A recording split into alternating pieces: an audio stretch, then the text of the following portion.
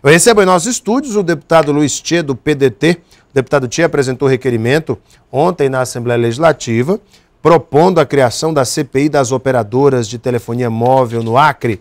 Segundo o Tchê, a medida está sendo defendida em vários estados brasileiros por conta das altíssimas reclamações, o grande número, o alto número de reclamações contra o serviço de telefonia móvel em todo o Brasil. Deputado, muito boa noite.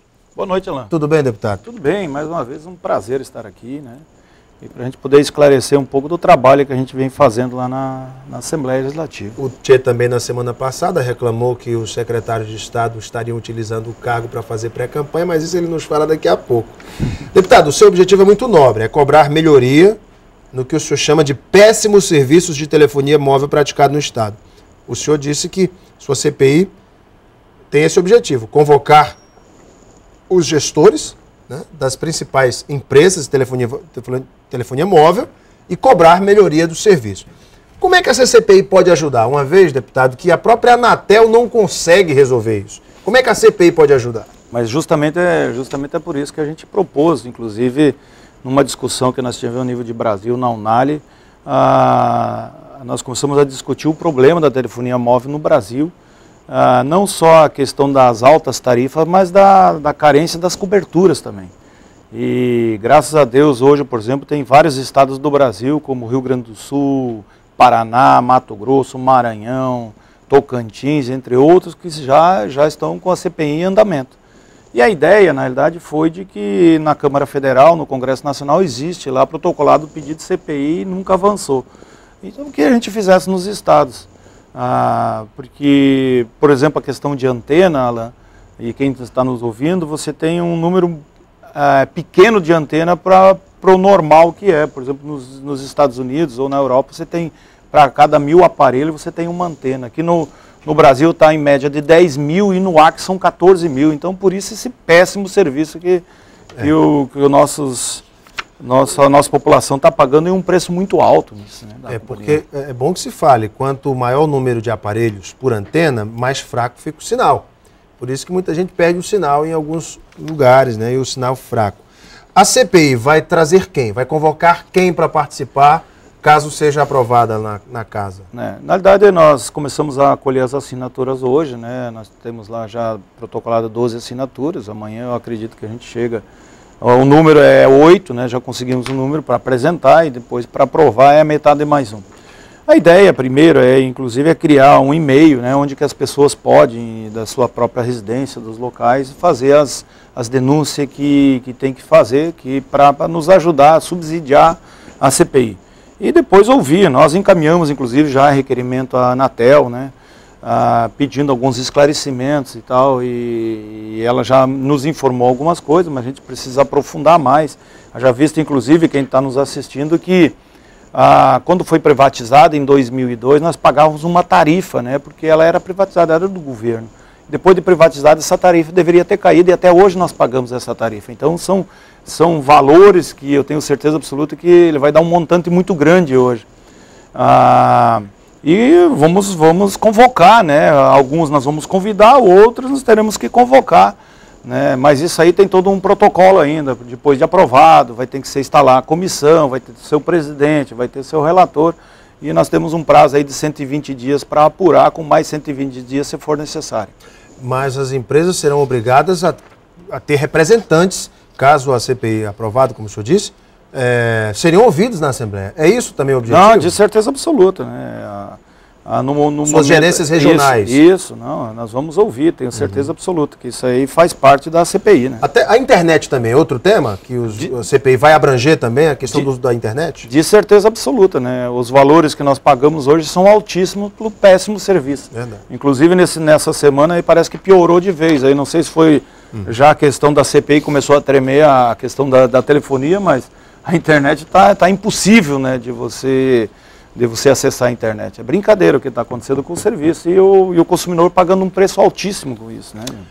Ontem na Assembleia, os deputados novamente voltaram a questionar os custos da BR-364, deputado. O próprio deputado Gilberto Diniz, ele disse que o dinheiro que vai ser liberado para a reforma do que já foi feito tem que ser bem aplicado. Há pouco mais de um ano o trecho estava perfeito, mas agora está tudo destruído. São trechos que não estão orçados pelo Ministério dos Transportes.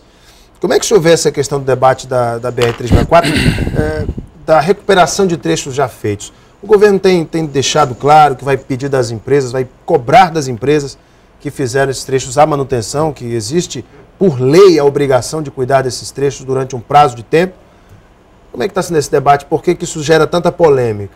Olha, a gente tem dificuldade de fazer estrada no nosso estado devido ao nosso solo, né? Quanto mais fazer ramais, né? A BR-364 é uma polêmica que já há anos e anos e governos se passaram e a gente não consegue concluir pela dificuldade que se tem, pelo custo do insumo que se tem para você fazer uma BR dessa. E com todas as dificuldades que teve o Jorge Viana, depois o BIM, outros governos, o Orley Camili que iniciou, enfim, né, você vê que da estrada daqui para Porto Velho você tem épocas do ano que você não consegue trafegar e é um solo bem melhor do que o nosso. Então nós temos muita dificuldade. O Tião Viana, com toda a dificuldade, vem trabalhando para poder ver se termina. Agora, lógico, o que acontece, e eu também questiono muito a questão da BR-364, né? Por que na época não foi pensada talvez numa estrada de ferro? Então, se a dificuldade fosse tão grande, talvez na condição de uma estrada de ferro não fosse a melhor maneira. Aliás, essa história da estrada de ferro hoje é muito esperada, que inclusive o governo federal realmente pactue a construção dessa estrada de ferro que passaria pelo Juruá. Não, de certeza, eu acho que quando o Euclides da Cunha passou aqui, ele já sugeriu que fosse feita uma estrada de ferro. Quer dizer, então nós temos grande dificuldade, o nosso solo é extremamente difícil, as companhias que tiveram, elas têm uma garantia de 5 anos, o governo do estado tem que cobrar e o governador tem dito que vai cobrar dele, das empresas, né, a manutenção desses trechos, né. Agora, pelo que eu estou sabendo, não está mais a cargo do governo do estado, é o DENIT mesmo, parece que vai trabalhar, inclusive o 7º BEC parece que também vai estar nesses trechos, né, porque para a gente achar talvez, eu não sei, Alain, eu não sou um engenheiro aqui, eu não posso dizer, mas talvez se fosse feito de concreto, talvez seria melhor, né, do que fazer o próprio asfalto, fazer concretagem da estrada toda com um valor maior. Mas é a própria base, então tem todo um estudo em cima disso. Ali é uma estrada que tem um trecho aí totalmente Itabatinga, então eu sei que tem muita dificuldade. Mas mesmo assim, na época que nós estamos hoje, com a engenharia, com os avanços que tem, eu acho que essa estrada ela já deveria, na realidade, talvez até no final do governo Tião Viana, ela tem que estar rodando inverno e verão, né? Não é possível. O senhor, eu citei no começo da entrevista, o senhor, inclusive, aproveitando esse tema, o senhor citou que, na semana passada, que alguns secretários de Estado já estariam utilizando a máquina para começar suas pré-campanhas, a estadual, enfim.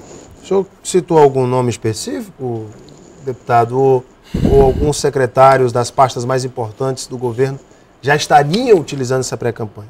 Não, Alain, eu tenho 10 anos já de vida pública e eu paguei um preço muito alto por não ser omisso, né, e defender minhas convicções. Na verdade, o que eu acho, eu não concordo, por exemplo, que o governo do estado tem uma base na Assembleia Legislativa e consegue aprovar todos os projetos que por lá passaram, que é uma base que realmente está lá defendendo o governo.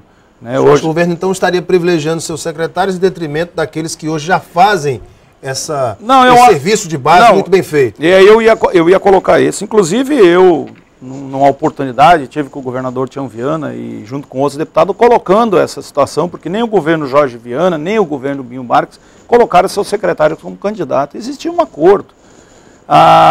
E na conversa que eu tive com o governador, na época, o governador me disse que não seria um candidato. Então eu estou ainda acreditando na palavra do governador e aguardando para poder fazer essa conversa com o governador. Porque eu acho o seguinte, que um secretário que quer ser candidato, não tem problema de ser candidato não, tem espaço para todo mundo, inclusive ele tem direito de ser candidato. Mas que ele se afaste pelo menos um ano antes. Não, se afaste, olha, diga para o governador, eu quero ser candidato, se afaste. Eu acho que isso seria uma relação melhor com nós.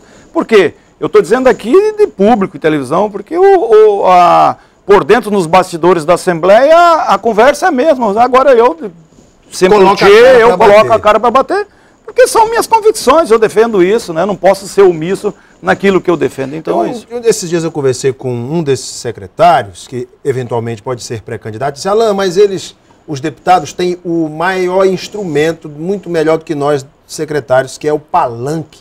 Eles podem fazer campanha, não tem o desgaste que muitas vezes o secretário tem. E aí, esse é o argumento? Rapaz, olha, eu na realidade nem gostaria de entrar muito nesse debate, porque aí a gente vai se estender muito nessa questão. A briga vai ser grande. Vai ser grande. Não é. Eu sou secretário de Estado, eu tenho toda uma estrutura. E não vem me dizer aqui que o cara não vai usar a estrutura para fazer política, não, porque eu não vou acreditar, a não ser que tenha alguém que acredite. Eu não. Mas eu tenho certeza, lógico, tá lá, por exemplo, desses anos todos da Assembleia, geralmente renova aí 30%, 40%, é o sinal de que os deputados que estão lá, pelo trabalho que fez, eles vêm se reelegendo.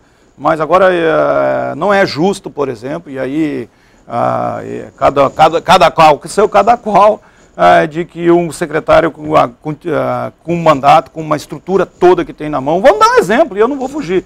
Tem um candidato, por exemplo, que vai fazer 5 mil açudes.